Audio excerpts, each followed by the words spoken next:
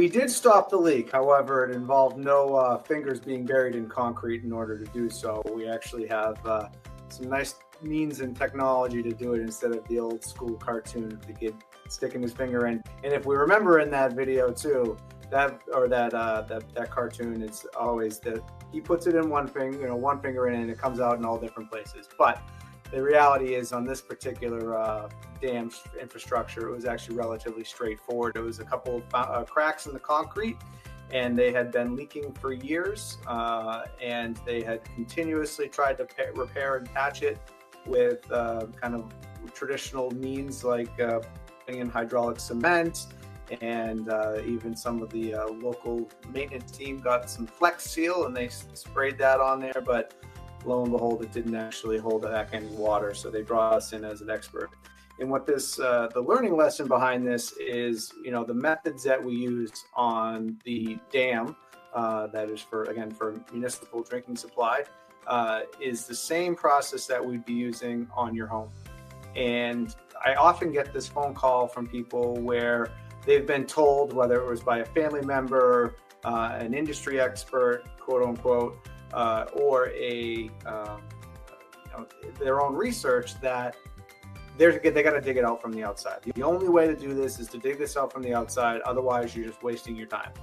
And the reality is that's just not true. In this particular case, obviously we're a dam. We're 20 to 30 feet below the water line, and we can't dig out the outside. And there's always water present against against that concrete. So where people are always concerned, getting water away from the foundation is always the best thing to do to start. Make sure your gutters are extended away, making sure your sloping isn't kind of pitched back towards the house. You do want the water to run away from the foundation. But when that can't be done, or the cost implications are just far too much, doing this process of injecting into the foundation is by far and away a proven method, and it can be done all over the place. So this particular case, it was a 14-foot high above ground that we were able to deal with, and then went down even lower than that. The depth of the water was, several, tens of feet. So I think it was like 25 feet or so. And so that water pressure was always sitting against that foundation or that concrete there. And it was, over time, it just did some damage to the internal rebar structure and opened up a little bit of a crack there.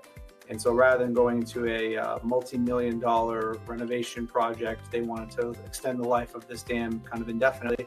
And the engineers of the project, the Corps of Engineers, decided that, hey, this is the right way to do it, which just happened to line up exactly the same process that we use on every foundation here in New England. So we were able to drill into that concrete, inject in a closed cell waterproofing material that basically bound the concrete back together. It chased the rebar around the concrete structure and fully waterproofed that 18 inches of concrete all the way through the concrete dam there.